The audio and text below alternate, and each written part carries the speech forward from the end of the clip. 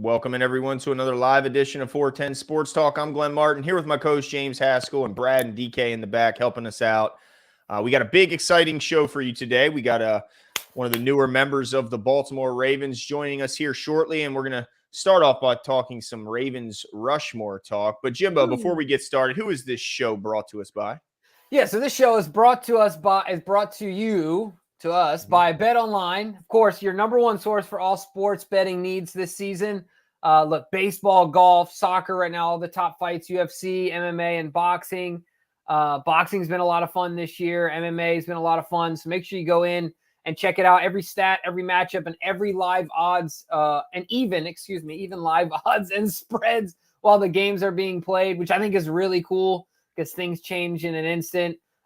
Look, if a pitcher gets caught with an illegal substance, the odds might change. That's right. So let's update them odds, baby. When the game's over, head over to our online casino and get in on a game of blackjack, poker, unwind with one of our 150 slot games.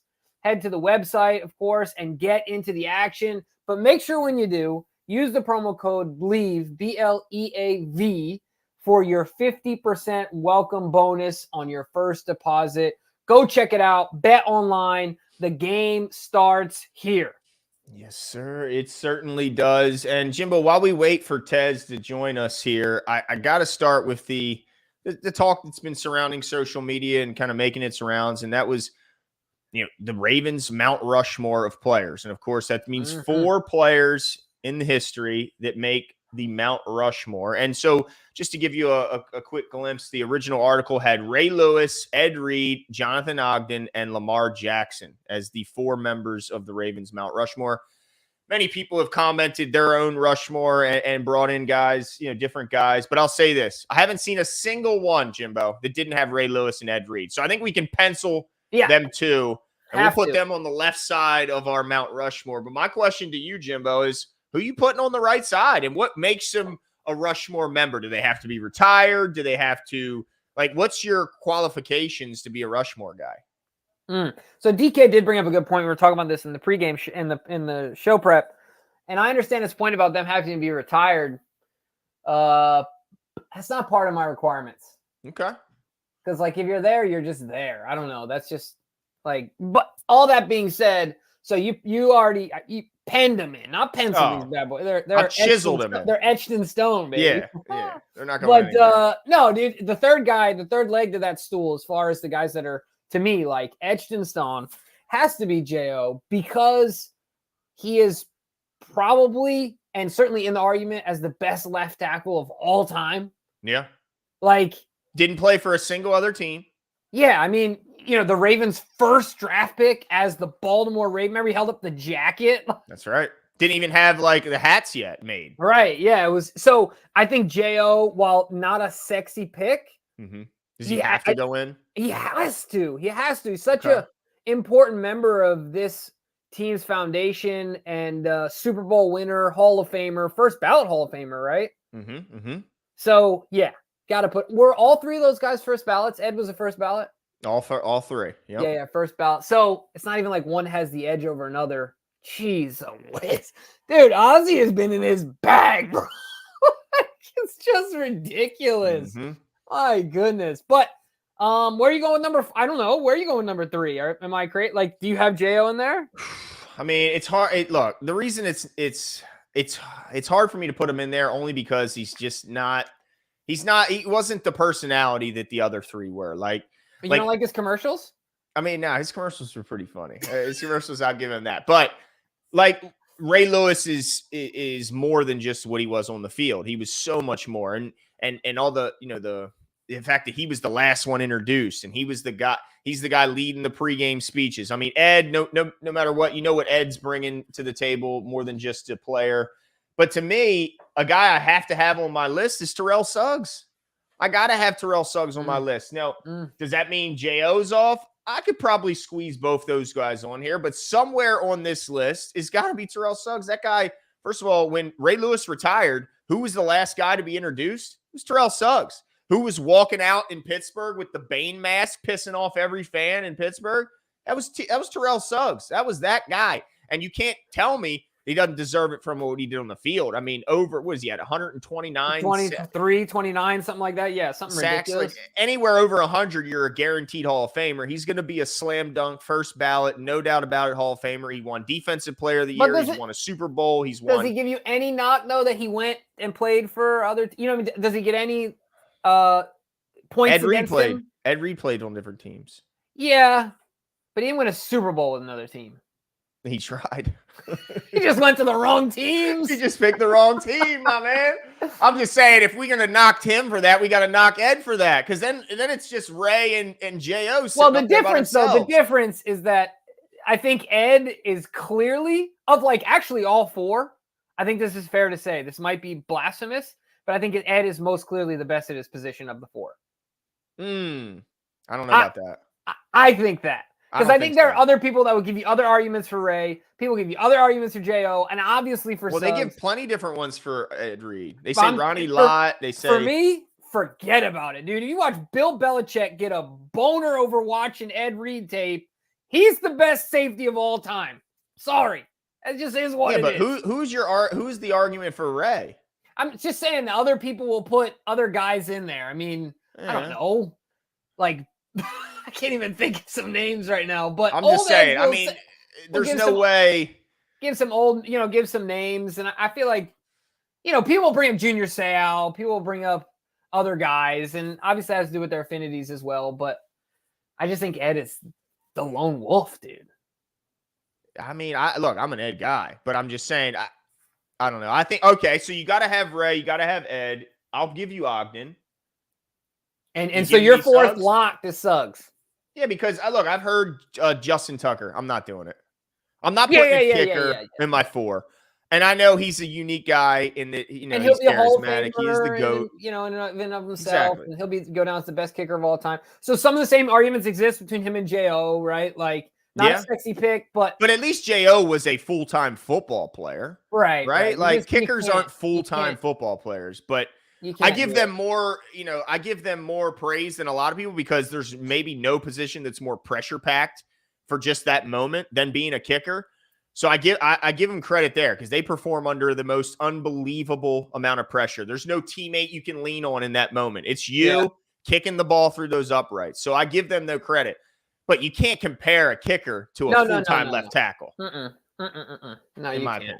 No, I agree. And DK and Brad are bringing up some names in the chat. Patrick Willis, Brian Urlacher. Who's the big guy? Dick Butkus. Yes, that's who. But he only played for like 6 or 8 years, because you couldn't play for much longer. At that level of physicality back then, like couldn't. That. So it's like, I don't know. For me, it's Ray Lewis, Ed Reed, Jo, and Terrell Suggs, which means there's 3 of the 4 are defensive. So where does Jo factor in for you? Anywhere? Is he on the list? Is he he's there. The reason that Jo is in the conversation for you for the fourth one is because to this day his playoff run was historical. Mm-hmm. Right? And think of the statistics. Not only the statistics, this wasn't like a Celtics injury-ridden ride to the championship. Right? Like, this was Andrew Luck when Andrew Luck was rising at home, and then he goes on the road, beats Peyton Manning, excuse me, on the road, beats Tom Brady, takes down an absolutely dynamic Colin Kaepernick at that point in his career. So, 11 touchdowns, no interceptions. You got to count all those things, but I think he's still off my list. Is it because he played for the Browns? No, it's not. I think that it's real early, but I just think that I would be I think I would be looked at on the wrong side of history if I didn't say it now. In 10 years, there's no way Lamar Jackson is not on the Mount Rushmore. And I'm just putting him there early. Who's your first off? If you agree that Lewis, Reed, Ogden, and Suggs are the 4, who's the first off? Suggs is off. And I hate doing it. Trust me, I hate doing it. Yeah. But I just can't take the other 3 off. And I also can't leave Lamar off because he's already a 2-time MVP. And I think Lamar Jackson, from a football standpoint, has just changed football. Yeah. Like, he's so impactful. And, like, I know people say all this stuff about Lamar in the playoffs, this, that, and the other, whatever. This is the way I see it. I mean, I think you agree with me. Every single year that Lamar's been in the playoffs, we've gotten further in the playoffs. Everyone's like, he doesn't do anything in the playoffs. He's only got 2 playoff wins. Well, every single year we go further in the playoffs. He's continuing to improve. Yeah, Lamar is just ridiculous. The way that he's changed the game. It would be like the Sixers leaving Allen Iverson off of their Mount Rushmore. Right. You know what I'm saying? Now, all right, but you have to qualify it. It would be like them leaving off his Mount Rushmore in year 6 of his career, not when his career was over. He should have been on the Mount Rushmore after he crossed Jordan. It was over. Like, it was over already. Like, I don't even think Brad was born yet. Like, Loki, I don't know. Iverson had the short hair, dude. The rookie year. Just, oh, yeah. Ooh. Game changer. I think, to me.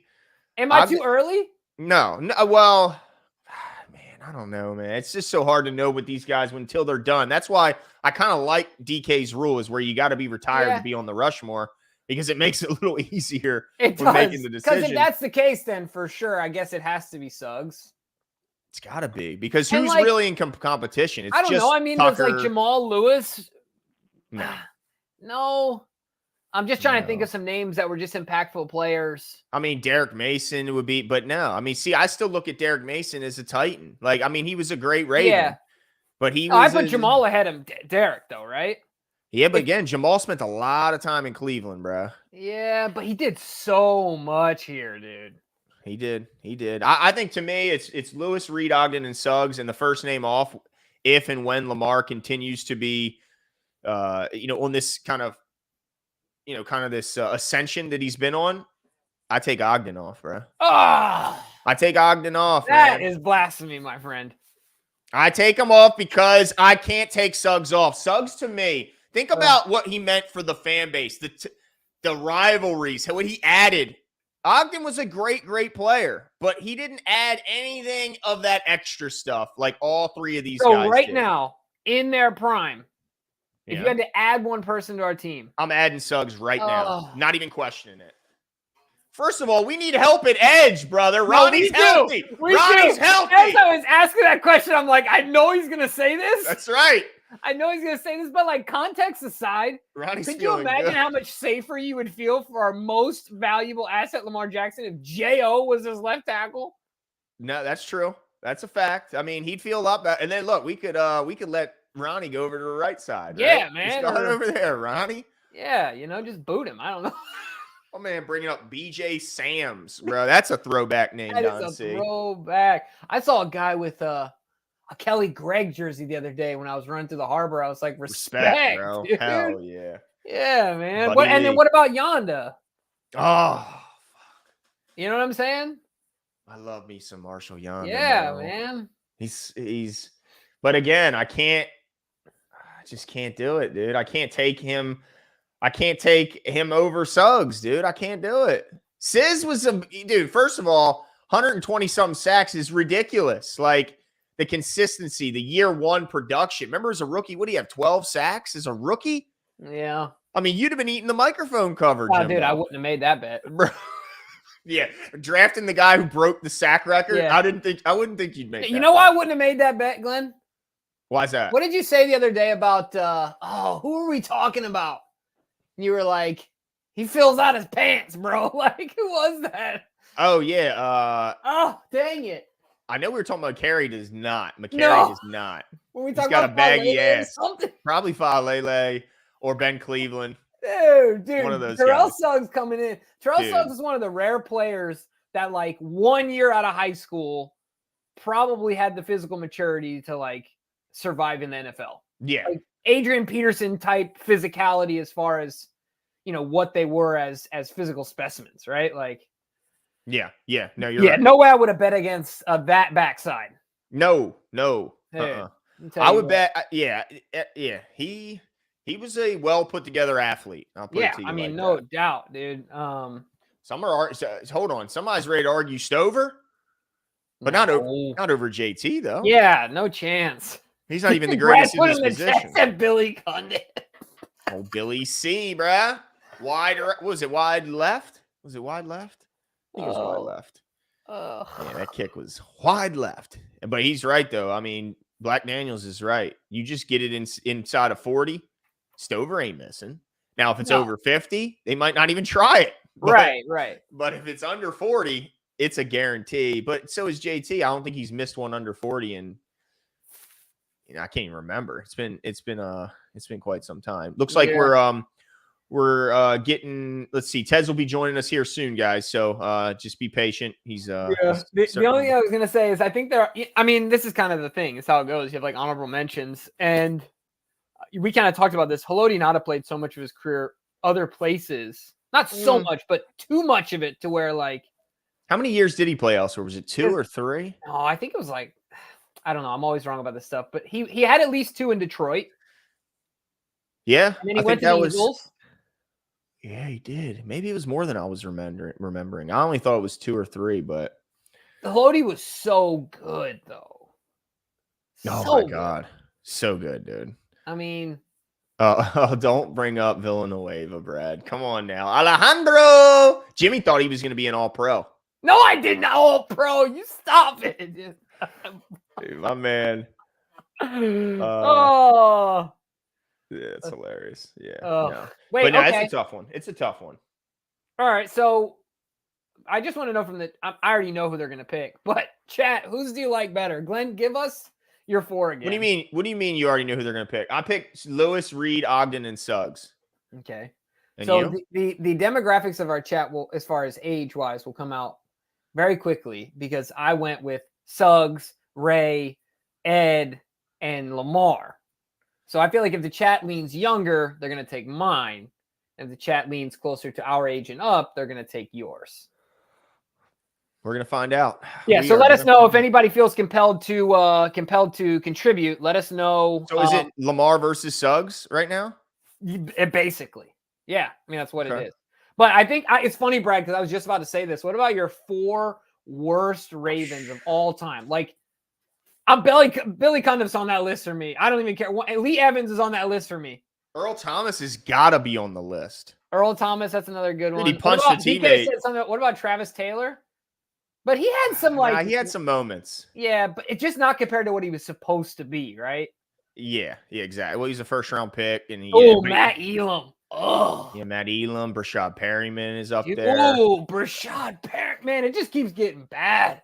There's some bad ones. Who was the second-round kid? Sergio or something? He like fell down some stairs or something. Sergio Kindle, yeah. Oh, forgot about him. Now I like Fabian. Maybe it's just because he was so fast. He was Fabian Washington. He was a cornerback. Yeah. He was like a top 10 pick when he got I think the Raiders, a classic Raiders pick where he was like crazy fast but skinny. Yeah, Sergio Kindle's got to be up there because he never did anything. Like he never played. He had the injury and that's it. Shout out to my nephew. Tyler says, I love Sizzle. Only reason it's got to be him gone is Ed, Reed, and J.O. may or may not be the best ever. Sizzle is top 10, probably 5 in edge. But Lamar is modern day Peyton. Ain't saying he's going to be on. He's got to be on. But so it's Ed, Ray, J.O. But who's your 4th?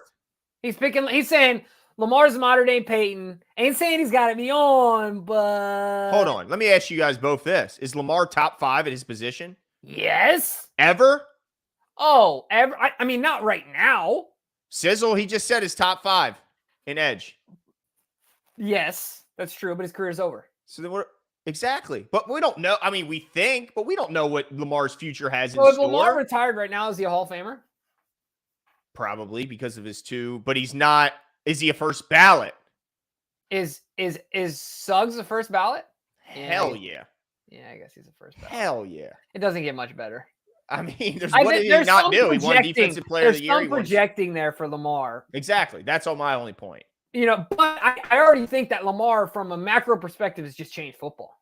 Like, it's just different. Football will look different forever for years to come because of it's hard to be it's hard to change the game from the edge. I mean, Lawrence Taylor's the only one I've ever heard accused of doing so. There's no one else. It's like, I don't know. To me, we got to wait until Lamar's retired. I got to agree with DK. That should be a rule. That's fair. Well, dude, Brad brought up Kyle Bowler, dude. I did see Kyle Bowler make a fourth quarter comeback before in person. So I'm just saying he's done something. Like Sergio Kindle's perfect because, I mean, not necessarily his fault. He fell down some steps and cracked his head, but he literally never did anything and was a second-round pick. Like nothing. Didn't even like practice. I feel like we got some bad ones in the second round, don't we? Second round's not been kind. I mean, David Ajabo is a pretty recent example of it not being kind to us. Yeah. Which is probably why Eric DeCosta traded his second round.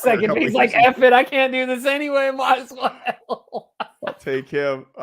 Now, are we only counting draft picks? Because signees like Little Trev brings up Le'Veon Bell. To me, if we're counting those, it's got to be Earl Thomas is the top of the list because he just. But at the same time, Earl Thomas was a Pro Bowler. Damn, he was. He was a Pro Bowler here, dude, and he cracked Mason. And he Rudolph. did have like 7 picks or something one year for us, or something crazy. Yeah, I think he did, dude. I just like he rearranged Mason. He like lowered Mason Rudolph's IQ. He did wreck his ass. I mean, I think now permanently Mason Rudolph has to get naked to count to 21. Like permanently for the rest of his life. Well, between that and Myles Garrett beating him over the head with his own helmet, I mean, Dude, cracked him. There's that too. Oh yeah, Todd Heaps is up there. Todd Heaps, another one up there. Got to get an honorable mention. I mean, Todd, as far as not worse, but yeah, Lee Evans is definitely on the list. Oh, dude, I think if I saw Lee Evans, I wouldn't even ask him to be on the show. If I saw Lee Evans walking down the street, whatever he's holding, I'm slapping it out of his hands. He'd be holding a bag of groceries. I'm slapping. He's got his newborn baby in his hands. I'm slapping him baby right out of his hands. I'm like, hold on to it next time. Oh my gosh, dude. Freaking Lee Evans, man.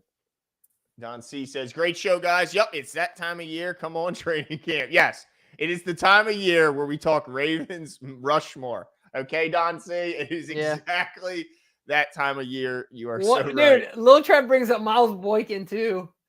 Oh, yeah, Miles Boykin is another good one because he was a higher pick. Was he a third rounder? And never, I mean, his biggest claim to fame here was his downfield blocking, which is not what you want to have. Yeah, Mike Wiles, but Mike Wiles had some moments. Dude, remember that slant against the Steelers? Where he took it to the house. Yeah, he had moments. So I gotta give him a little bit of credit. Yeah. Him and Joe had one good year here, right? Like Ryan Grant. That's a good one, Brad. How long was he here? A minute? Like, wasn't there like he signed him and then they're like, nah, he didn't pass the physical. Get him out of here. That's the wide receiver from the Commanders, right? I think it was the Colts. No, I think he ended up signing with the Colts. Oh, he ended up going to the Colts. You're right. They're like, you can have him. And remember, the deal was way too much money. We were like, what the hell? Way too much money. It was one of the weirder deals, and I'm glad that whatever popped up. Found a way out of that one, boy. I think something popped up during the physical. I don't think anything was there. I think they were like, you gave him how much money? Yeah, no, you're absolutely right, because then he went on to sign with no problem. Yeah. And then we signed someone else who was better. I can't remember, but we used that money elsewhere and got a much better player. Dude, Campanaro. Oh, little Campanaro. I wonder what he's up to these days. I mean, I had a friend that went to high school with him, and I heard some stories about Campanaro, boy. Really? I know he's a local guy. Yeah. I mean, look, we're all in high school once, right? Like, I'm not gonna knock the kid. He's a high school kid, but jeez, Whiz. I've had some moments throughout high school. Yeah, I'm glad social media was not as big of a thing. Yeah. Oh my goodness. Nowadays, it'd be a whole different world for some of the players that we grew up loving. John Brown, you're right. It was John Brown after that. You're right. See, now come on now. I liked Kerry Williams, man. I liked Kerry Williams before. Come on, little Trev. I like me some Kerry Williams. Stony Case. Stop it, Don C. Yeah, there's been some bad ones. Lightning is going to strike twice in a row. Yeah, I hope so. I hope Tez can kind of go in the same footsteps as what we saw from Zay last year. Yeah, Kerry Williams was a solid player. He wasn't perfect, but he was solid. Yeah. Matt Schaub. Oh, that's right, dude. He did spend that was the year when we had what's his face, right? Gary Kubiak, so he came in to back up Joe. Am I right? It makes sense because he was in his system for all the years. Yeah. Man, Schaub, dude, Kubiak. Do you think, I mean, I'm sure there is. Do you think there's another OC that's made mediocre people so much money as Gary Kubiak? Well, yeah, the Shanahans. Oh, well, he's a part of that tree, right? Exactly, because he's he's off the Shanahan dude, tree. But what's his face? Who was the Terrell Davis? dude, you put him in a 7th-round normal pick? system, he's average at best. Wild to think about, right? Clinton Portis? I mean, look what we did to Justin Forsett. Right? He was a backup. Clinton made how much money from the Redskins? And dude, they traded him for freaking Champ Bailey, dude. Yeah. And he did basically nothing, right?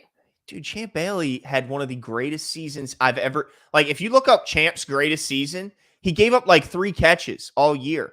And it was like 18 yards. And he guarded the number 1 receiver on every team. Like, that guy was crazy. He just got old real fast. Not real fast. Actually, he was late in his career. Dude, Torrey Smith.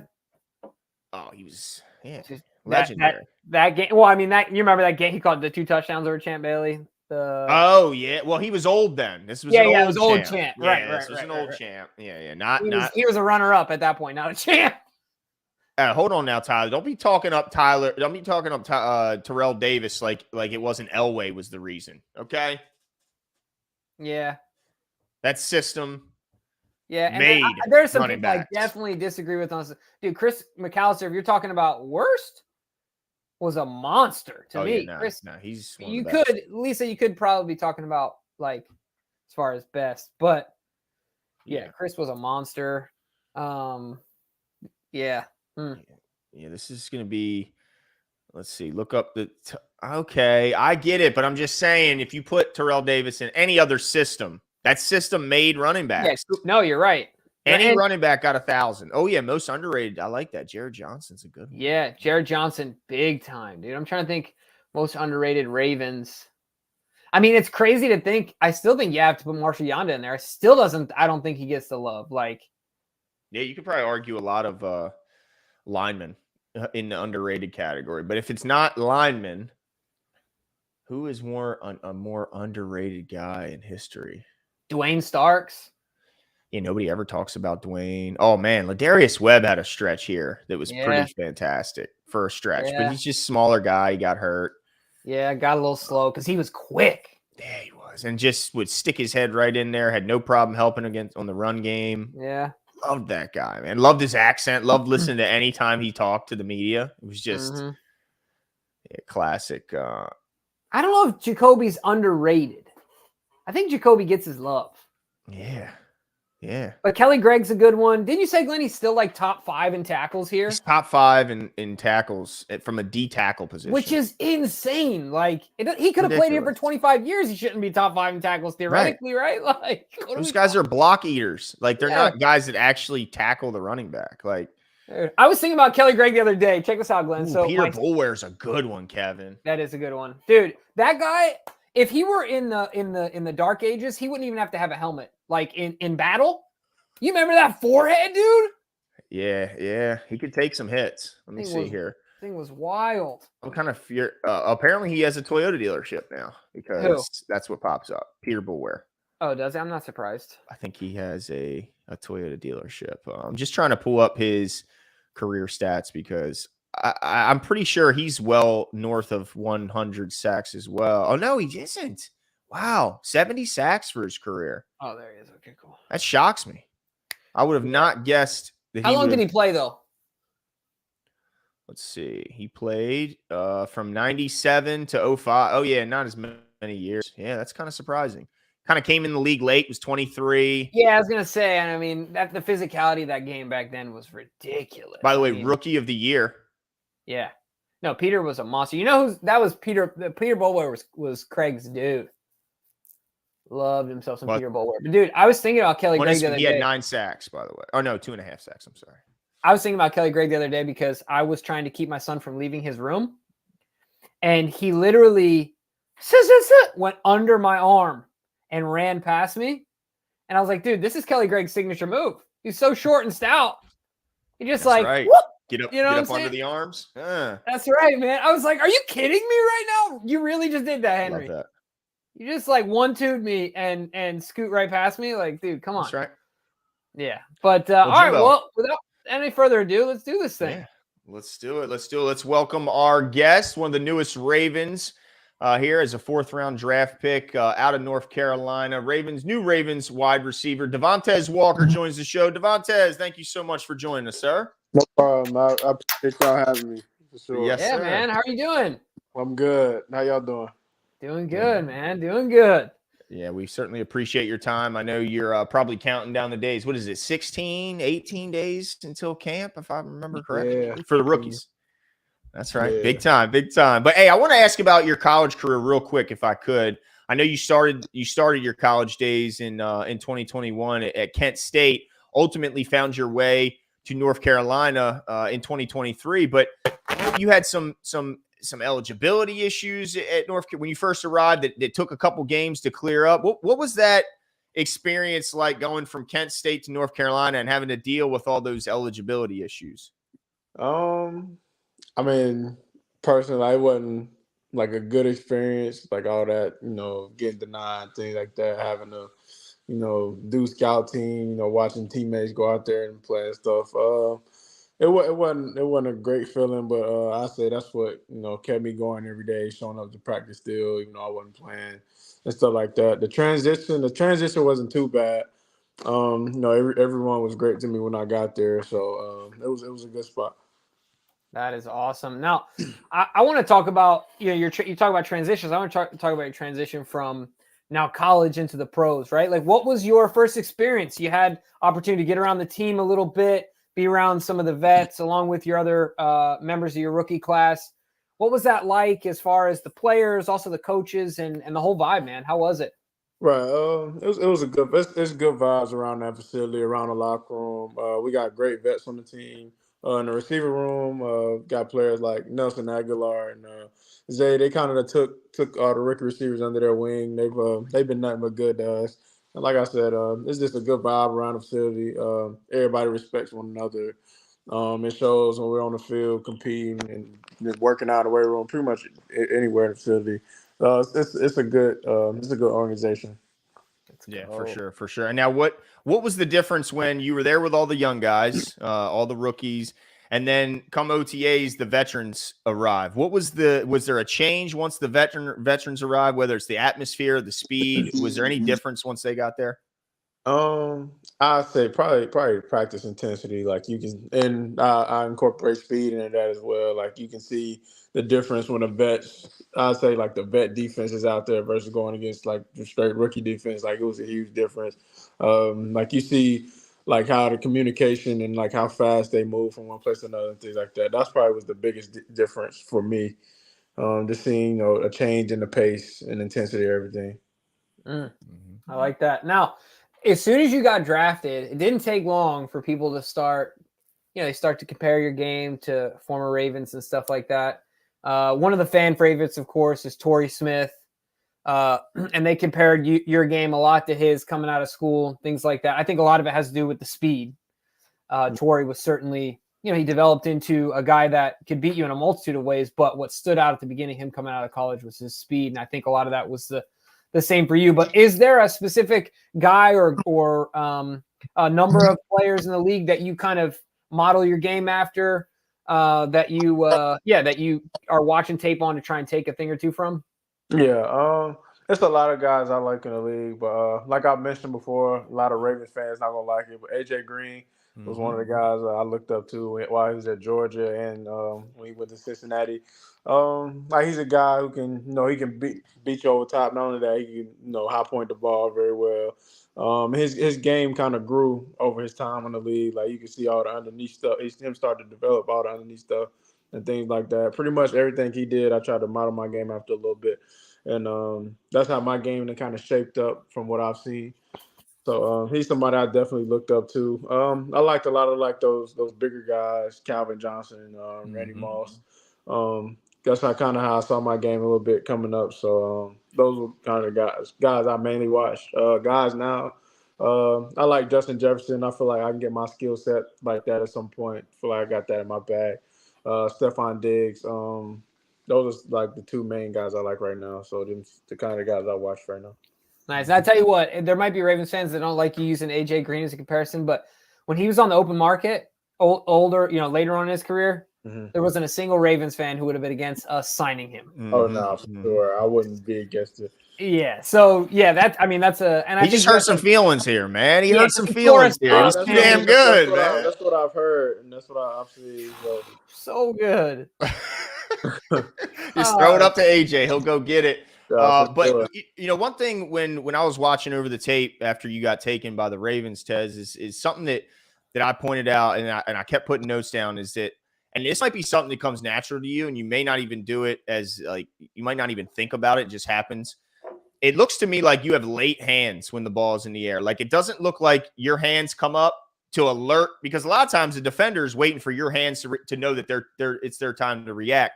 To me, one of the things that was special about your game is your late hands. It's like your hands didn't start to come up until that ball was pretty much in the breadbasket. Is that something you thought about, something you've worked on, or is that just something that came naturally to you? Honestly, that's just something that comes natural. Honestly, I feel like that's just like me just really trying to judge and like try to see how I'm gonna catch it. Like really deciding right before the ball gets there how I'm gonna catch it. So I feel like that's where it comes from. But that's just something that's always came natural for me. Nice. All right, so we had Dayton Wade on here last week. We asked him about the OC. Now, we love Todd Monken, and one of the things we love about Todd is his swag. Right. All right, so talk to us a little bit about what your experience has been like with Todd. And we'd love to know a little bit more about him through your eyes, man. I like him a lot. Like, the energy he brings in the meetings and we on the field. But I'll say he's like he likes what he likes. So like if it looks wrong, like he ain't gonna be your favorite coach. I'll put it like that. He'll come, he'll let you have it. But I like Coach Monken. What I've always liked about him, even when I went against him, when he was the OC at Georgia, what I saw from him, like he puts the balls in those playmakers' hands, like the guys he feel like he can rely on. Like he makes sure he gets those guys into the game plan and gets the ball. And that's what I liked about him. As soon as I got that Ravens call, saw he's the OC. That was like the first thing that hit my mind. Then watching the Ravens last year, players like Zay, Keaton, players like that, them even just getting the ball in their hands. Like I can see, like he's a believer in those big time playmakers.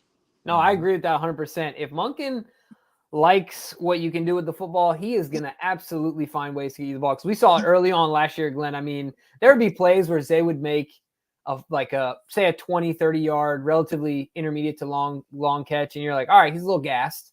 Yeah, get him out of the game. Give him and Monken's like, nope, we're going right back to him. Right Next back to play, screen pass. Right back to him. And it's like, yeah, man. So if he likes it, and he wants to see more of it, absolutely. I agree with you there. So Sean says, unless you're a running back. Come on now, Sean. He gives the ball to the running back. Okay. Hey, look, he liked Justice Hill. Justice Hill had one heck of a year last year.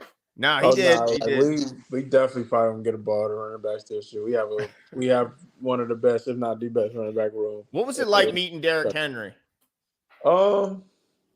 cool. Isn't he huge?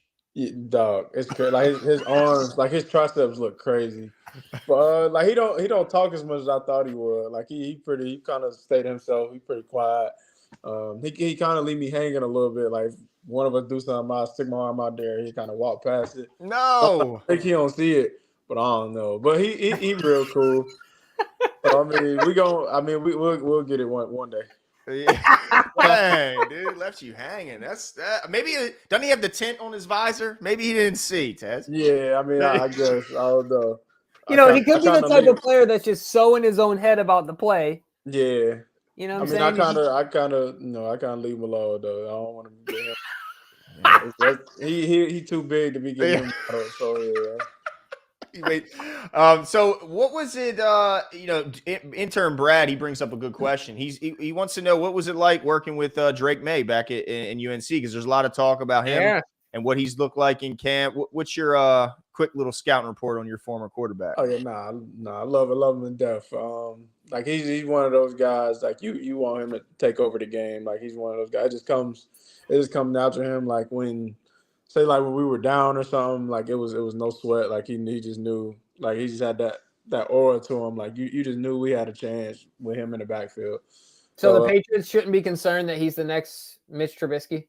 No, I Okay. mean, Mitch, Wait. I like Mitch a lot. Mitch gets a lot of criticism that he shouldn't get, but nah, Drake's gonna be fine.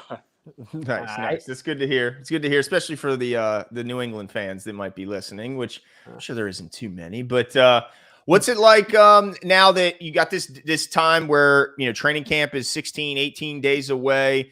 Is it something where at the end of the last OTAs, did you and the coaches sit down and come up with some sort of game plan of what you're going to be working on in this next couple of weeks, or is this I know what I got to get better at, I'm going to do it and be ready when camp comes? A little bit of both. Like I'm going in with a mindset. Like I know, like you said, I know what I got to get better at. This is what I have to work on. This is what I do well. But I kind of sat down and talked with Coach Harves a little bit right after OTAs. He told me what I did well, and then what I had to work on also. So it was a good conversation. He said I had a good spring, so I'm gonna try to continue that momentum throughout camp and the season. Mm-hmm. what's Harbaugh like, man? He's cool. He's kind of the same. Don't really say much. You can tell like he's evaluating everything you do. But he's cool. I can tell he probably gonna have that switch in camp. Like he turns in, he goes in coach mode. Like every little thing, he's gonna be on top of it. But he's real cool. Like I like him so far. Nice. No, that's awesome. And then I want to ask you about Greg Lewis as well. You got the wide receiver coach there, and we've heard some really great things about him. But is there anything that is different about him as far as the way he's coaching or the technique or anything like that that makes it unique, or is it very similar to other coaches? Anything that really stands out to you as far as him and as a coach? I'm gonna say he knows a lot of ball. Obviously, he played in the league. He's been coaching for a while. That's one thing that I noticed real fast. But I say he lets you be you. A lot of receiver coaches, they want their room, everybody to kind of know how the same kind of bag. They'll teach you this, teach you that. But like him, he'll give you the tools, but also still be yourself and utilize those tools. He's not he don't want everybody the same. Like he lets Zay be Zay, he lets bait be bait. So with me coming in, he lets me, go out there and do what I do best. That's pretty much how he looks at the room. I like that. I think that's pretty cool to hear. But what intern Brad, I think this was. Right, hold on, really? Can I get to this real quick, Glenn? The super chat. Oh yeah. I like this. Truth Bearer says, and I looked up these stats, and they were one of these games. I mean, both these games. One of these games was ridiculous. Todd probably lobbied for Devontez in the draft after he torched UGA a couple years ago. Yeah. Do you remember all the games? Do you remember every game in your college career, specifically at UNC? I do. Yeah. But you torched them when you were still at Kent State, right? Yeah. Mm-hmm. Right. This was dude, so no knock on Kent State, but they had to know you were the guy that was getting the ball, and you still gave him the business, right? Oh, nah, for sure. Nah, that game, I had that game circled as soon as I found out they was on the schedule that year. I love that. that. Yeah, man. And look, being that you guys were Kent State and they are who they are, you guys had a respectable, you didn't get destroyed like a lot of people thought that you were. I would like to see the spread on that game before it happened. Yeah, I think the final score was we were when we went to halftime, we in the locker room we ain't finna BS these. We finna beat them. We ain't had that mindset it's UGA. We finna come out here, get smacked, get our money and go home. Yeah. We got the momentum going into the second half. We finna beat the number one team in the country. We ain't finna lay down. I love that. I like it when I see a guy have his biggest games in the biggest and toughest competition. That's something I'm sure the Ravens were looking at when they went into the selection process. What were you as shocked as everyone that you went as far in the draft as you did? Because literally every single thing had you listed as top 100, top 80, and you fall to where you do in the fourth round. Do you have any idea why that took place, and how is it that every draft thing had you in the top 100 and yet you fell to the fourth round? I was a little shocked. I kind of thought maybe it was an experience, maybe because I started a little later than everybody else that season or something like that. I don't know exactly what it was, but when I seen it was the Ravens, I was excited. I had no idea it was gonna be the Ravens, but it made a lot of sense with what they were looking for and things like that. And then it's a Super Bowl caliber team, so I wasn't too mad at that. So, but I was a little surprised, but I was I was happy at the end of the day. And I was blessed still. So. Mm-hmm. For sure, for sure. Now, Don C says, my friend wants to know from Tez, what veterans have helped you the most since being drafted, and who in practice do you like going against? Ball out, Tez. So yeah, what corner do you like, or defensive back do you like matching up against? And it sounds like you already kind of talked about it, but what vets have kind of taken you under their wing a little bit this year? So the vet so far, I'm gonna say the most has been Nelson Aguilar. He's taking me on his wing. Giving me some of his, ins and outs of the game. He done been in there for 10 years now. That's who I work with outside of the facility. Work out with outside of the facility. So he's been real good to me. And then corners I like going against. Definitely Nate. Went against him when he was at Clemson. True. Seeing majority during practice. He's been making me better since I've been here. I'm pretty sure I've been making him better. We've had our battles so far. Who wins a foot race? I've had this question earlier, actually. It depends. Give me a distance. 100 meters. 40. All right. 40, I'm gonna get that to him. 100? Like his starts better. 100, that's me. All day. What about a mile? Beyond 60 is me. You said who? A mile. A mile? Come on, Jim. I probably you got raced him in that that long. too. I probably got him in that too. I like that. I like it. Yeah, Nate probably the favorite right now. I've had a lot of good battles with Tampa over OTAs. Like, yeah, he's probably the most physical out of all of them. So, have you had a chance to go up against any of the vets like Brandon Stevens or I anybody went else? against Brandon like a couple times. Okay. I went against Jalen Lamar Davis. I went against him a lot during OTAs, and those probably the main four I done seen the most.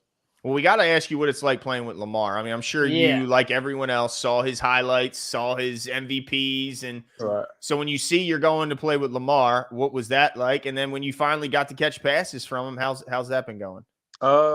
Catching passes from him good. Like, he can make every throw at any angle. But I'll say any throw is liable with him. So, like, if you feel like you got one of them routes that's just like love for the love of the game route, it ain't that. So, like, you always gotta keep your head on the swivel with him, because he can throw it up there when you least expect it. But it's been good. It's been good with him. Yeah, man. I tell you what, I talked about Torrey Smith before, and I think that Ravens fans will remember this. I think it was the first or second preseason game, but Torrey had, but similar to your point, Torrey had one that went through his hands that I don't know if he was expecting or maybe not expecting it that hot, right? Mm-hmm. Coming off the quarterback's hands that hot, and it hit him in the helmet. And that was I think a learning lesson for Torrey. So to your point, you're absolutely right. Got to have a head on a swivel, right? Because for sure, Lamar Jackson can softball pitch that thing right into the breadbasket. So it's absolutely amazing. The other thing I was wondering about was how you think. You talked about Zay and you talked about Nelson, but this wide receiver room as a whole. Like, how do you see yourself fitting in here? In playing complementary football. Like, what do you see as your role? What are your goals, Tez? This year. So my goals this year right now, I'm gonna say it's fine. It's fine in my role. Whether that's special teams, being a key guy on offense, or just having that small role. Even though I just have to get in for a play or two and take the top off. If that's my role, then that's what it is. That's really my main goal for this season. I like that. And are you going to be? You said you're working with Nelson. Is that in Florida? Or are you going to get a chance to link up with Lamar? Yeah, and that's where I'm going. So I'm headed there Friday. I'll be there until really we come back. Nice. So I'll probably get over I love to hear that, man. I love to hear it, man. That's so cool because look, we love ourselves some Joe Flacco, but yeah, for sure. But Joe, he's 9-to-5er. He was a 9-to-5er, Tez. He'll come in, he'll be here 9 to 5, but he's going home at 5. His wife's like, look, we got 5 kids at home. Got 38 kids at home, Joe. Get your ass at home, take the garbage out, and change a diaper, okay? No, but DK wants to know, are you doing any kick return work? So I actually went to Coach Chris and told him like that's something I want to do. In college, I was always on a depth chart for it, but was never thrown out there for it. But I feel like I could. That's something I've always wanted to do. Feel like I could, hit those holes and take it all the way down. So that's something I'll probably be. Y'all probably see in the preseason or something like that. Hopefully. Nice. Yeah, I can't All wait right. for the preseason. I forgot to ask Dayton this, so I don't want to forget again. Okay. Is there something that – so actually I have a two-part question. Something that really sticks in your mind that was like most memorable about your sit-downs with other teams, NFL teams, as far as like a really goofy question or a question that you were like, really? Like you're going to ask me that? When you're in interviews with teams or just a really memorable moment that just will always stick with you forever? Because my meetings, it was like everybody was kind of asking the same things. Trying to think. That one, the Chargers receiver coach, he said something to me that kind of stuck out. I forgot exactly what he asked. He asked me something. Dang, I'm mad. I forgot it now. A little crazy. Well, I mean, that's another hardball. It wasn't crazy. It was one of them questions like why you do something or something like that. And it kind of stung me a little bit. But nobody really asked me anything crazy pre-draft. Do people ever ask you questions and you're like, dang, I'm surprised you know all this about me. We've never met before. Nah, not really. Nah, all right. Just curious. Sometimes people come up, very low, much lesser scale. But some people will come up to me and Jimmy and they'll recognize from the show and they'll just talk to it because they know so much about us, but we don't know them. Anything about, and they'll just bring a hug right on us out of nowhere. Yeah. Like, all right, I'm hugging a stranger. This is what we're doing. So yeah, being in the limelight. That's probably the only thing that'll throw me up. Like say, like you said, like people like they'll come up to you and they just have normal conversation, like they know who you are. And it's like, I don't know who you are, so it's like it just feels awkward and weird. Yeah, get used to it, Tez. Get used to it. It's gonna happen, Tez. In Baltimore, they're gonna put their arm around you like your old buddies, and they're just Ravens fans. What's up, dummy? That's a typical. That's a good thing. That means you're part of the crew, dude. Yeah. It's crazy. So it's crazy because it happens all the time right now. I remember I went to go get an oil change to the little Vaseline thing, and the dude was like, don't I know you from somewhere? I'm like, no, what are you talking about? I've never seen him. I'm not even from it. And he's like, I definitely know you. Like, what's your name? And I told him my name. He's like, oh, you the rookie that played for the Ravens. And I'm just like, is that how y'all like greet people up here? Like, do y'all just be like, do I know you? Or something? I don't know. But yeah, I thought that was funny though. Heck yeah. No, I tell you what, it's gonna be a more reoccurring thing, most certainly. The other question I was gonna ask, not necessarily around that, but was around. Oh man, I forgot my second question.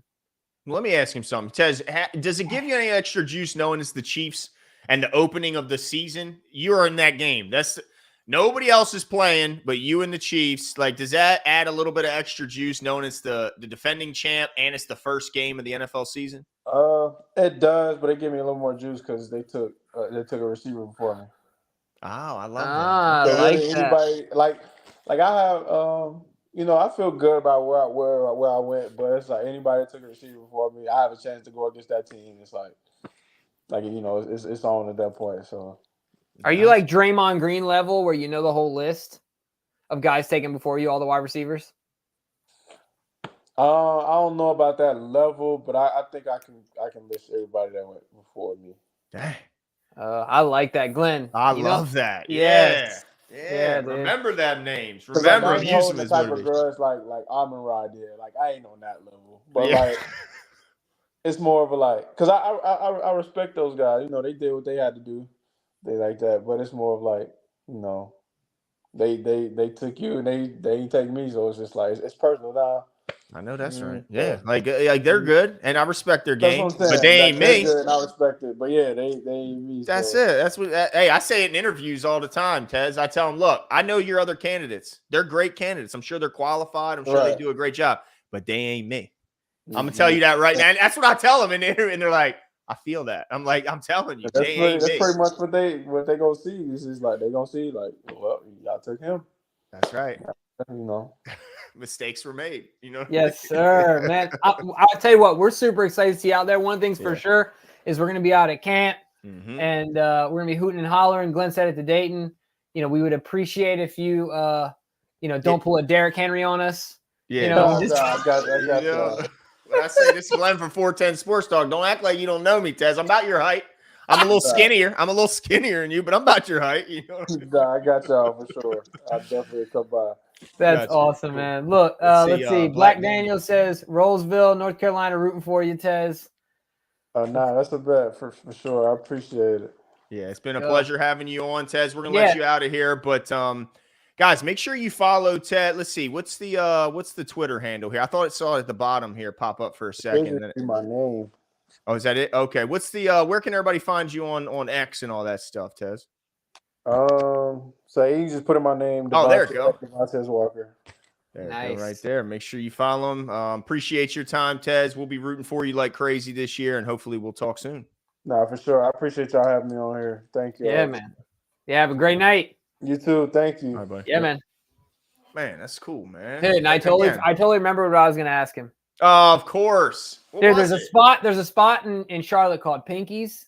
Ah, okay. And they have a white trash burger there. Yeah, it's delicious. So good. Like, what's on a white trash burger? Huh? What's on like? So if I remember it correctly, it was. Can I guess? Yeah. All right. What would be on a white trash? Hold on now. I'm white. I'm allowed to talk about this kind of stuff. Okay. White trash burger cereal.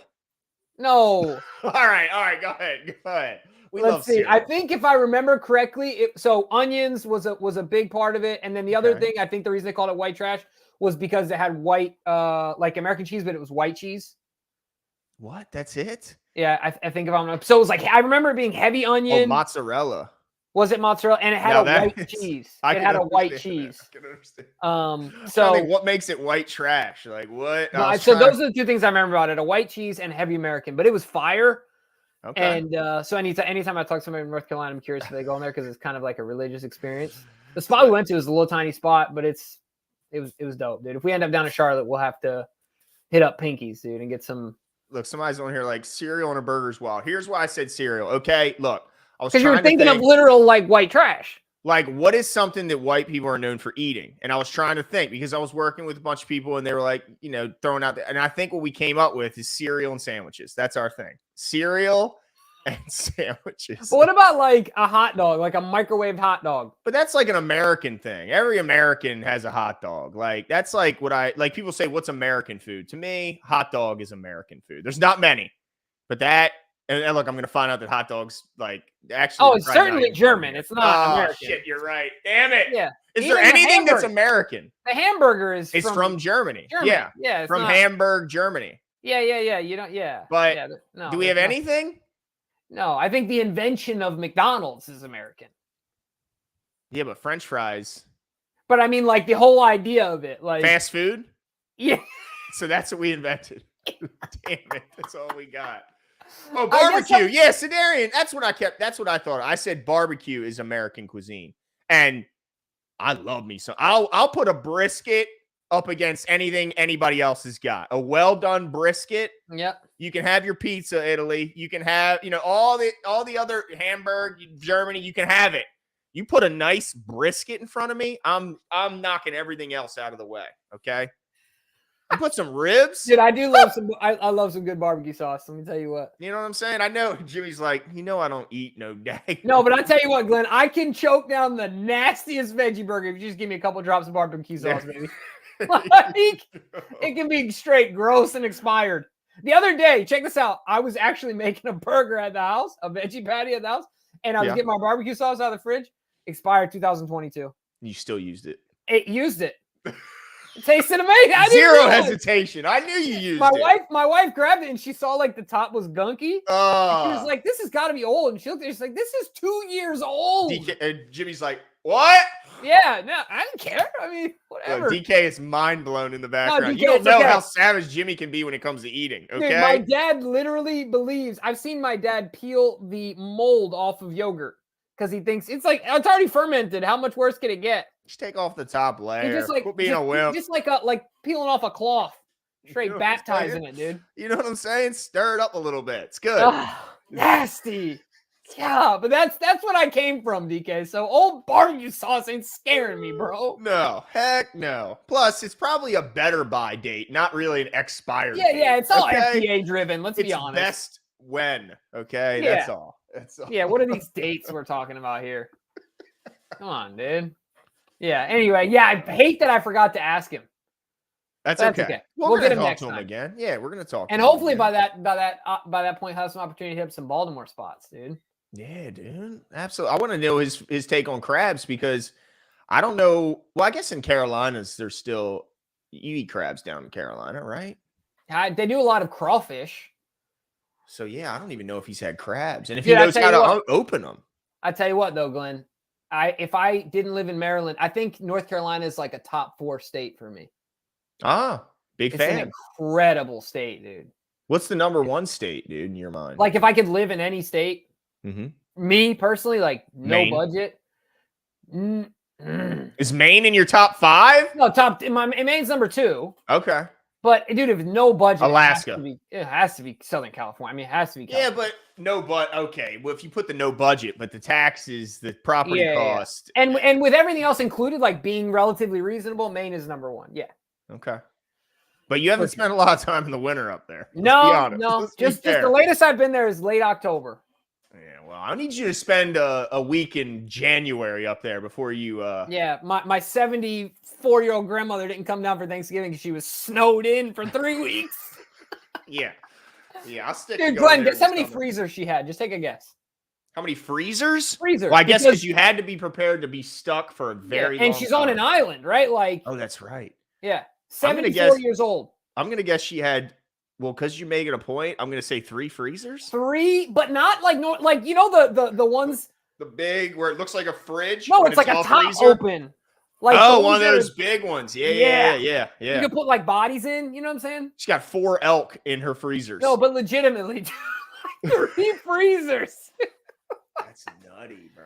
Yeah, man. It's a different world. But if you've never been to Maine, go there in the summer and you'll be absolutely blown away. Yeah, and hate coming home. Yeah, you really will, dude. Especially if you rent a house like we did last time. Holy shit. It's the worst drive ever. It's so long. But dude, that house was something. Bro. Can I just turn around, please? That house was magical. Yeah. It's sold. Oh, and it was selling while we were in it. Yeah. 800 plus, no big deal. Yeah, a couple 800K. I mean, yeah, that's all. No big deal.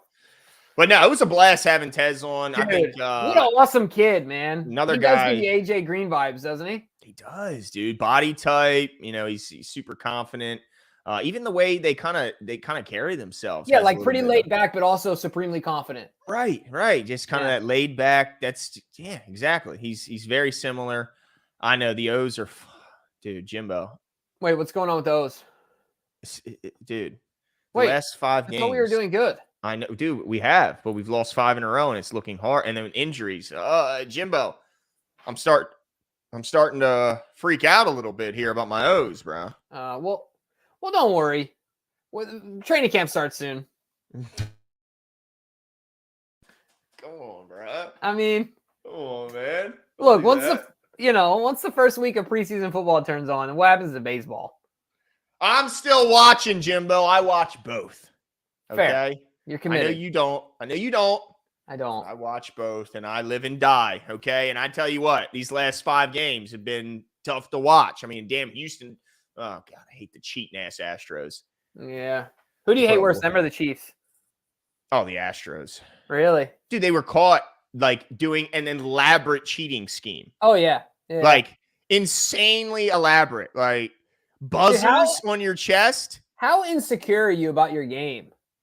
It's pathetic. Like that you need to do that. It's like, come on, guys. The audio of the beating of the trash can when a fastball is coming is shameful. Like, as much as I hate the Chiefs in similar fashion, like because the Patriots, because they were so good. Now the Patriots got caught cheating, but I don't look like that is to the level of what the Astros did. Like I guess filming of the practice is pretty bad.